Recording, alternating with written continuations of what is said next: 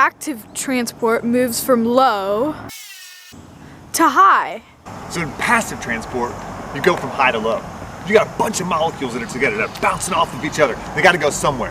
So they're going to go from high to low. Active is less. You don't have those molecular collisions happening. So you have to rely upon energy to move it from where there's less to where there's more, using that ATP and breaking it up. Active transport usually requires proteins because the substances that they're trying to get out are charged, and the membrane doesn't want charged things to go through. So a lot of times it's going to need a protein for it to be able to get through the membrane to go out, or to attach to a protein to be brought in. So active transport means you've got to move something. There's a little bit and you're moving it to where there's a lot. So you're going to have to break up some energy to do it.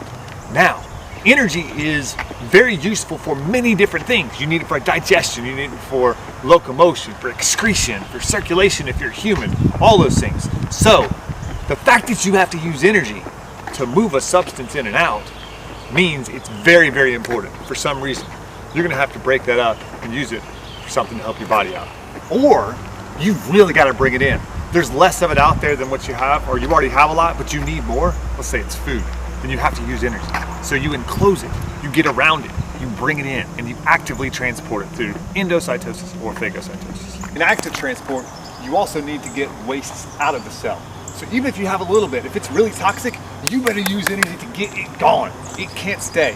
Even if there's a lot out there, it's got to be pushed out, get it out as quick. If it's a toxin or something that does not need to be in your cell. Cells have a high surface area to volume ratio with the infoldings so that they can take nutrients in, but also so they can get wastes out.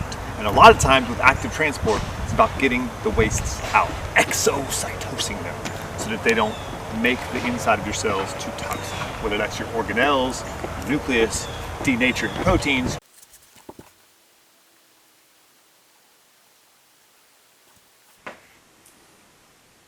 It can happen through endocytosis, exocytosis, and then different types of endocytosis are phagocytosis for food, pinocytosis for small liquids and small items, to bring things in. All of this is to help to maintain homeostasis. If each one of your cells balances this out, then it helps for the entire body, the entire organism, because you have to be able to balance things like toxins and foods in and out, and you've got to use energy to do it. Otherwise, it may not end well for you.